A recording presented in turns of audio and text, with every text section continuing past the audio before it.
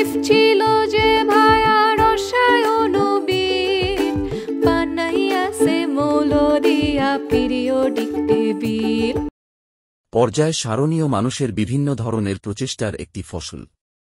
রসায়ন বিজ্ঞানের ক্রমান্বয়ে উন্নতির সঙ্গে সঙ্গে অনেক প্রাকৃতিক ও কৃত্রিম মৌল আবিষ্কৃত হল, যাদের সংখ্যা মোটামুটি 118। এই বিভিন্ন মৌলগুলির ভৌত ও রাসায়নিক ধর্ম জানার পর দেখা গেল কতকগুলি মৌলের মধ্যে রাসায়নিক ধর্মের অনেক মিল আছে।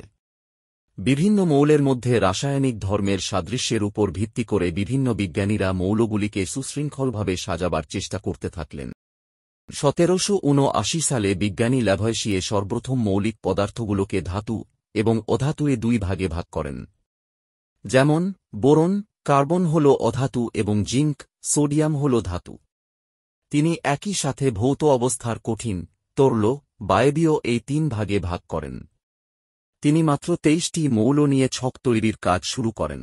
1829 সালে বিজ্ঞানী ডোবেরাইনার লক্ষ্য করেন 3টি মৌলকে তাদের পারমাণবিক ভর এর ক্রমানুসারে সাজালে দ্বিতীয় মৌলের পারমাণবিক ভর প্রথম ও তৃতীয় মৌলের পারমাণবিক ভরের যোগফলের অর্ধেক। এটিকে ডোবেরাইনারের ত্রয়ী সূত্র, ডোবেরাইনারস ট্রায়েড ল বলা হয়। বিজ্ঞানী ডোবেরাইনার ক্লোরিন, ব্রোমিন ও আয়োডিনকে প্রথম ত্রয়ী মৌল হিসেবে চিহ্নিত করেন। 1864 সালে মৌলসমূহের জন্য নিউল্যান্ড অষ্টক সূত্র, অক্টেভ ল নামে একটি সূত্র প্রদান করেন।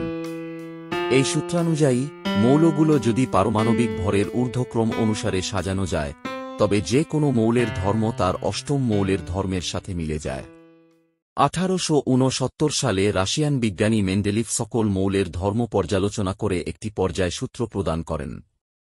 সূত্রটি হল, মৌলসমূহের ভৌত ও রাসায়নিক ধর্মাবলী তাদের পারমাণবিক ভর বৃদ্ধির সাথে পর্যায়ক্রমে আবর্তিত হয়।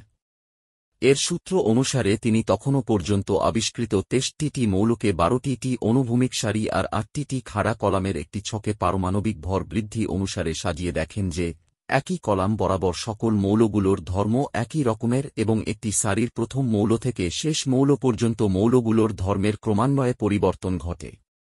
এই ছকের নাম দেওয়া হয় পর্যায় সারণী, থিওরেটিক টেবল।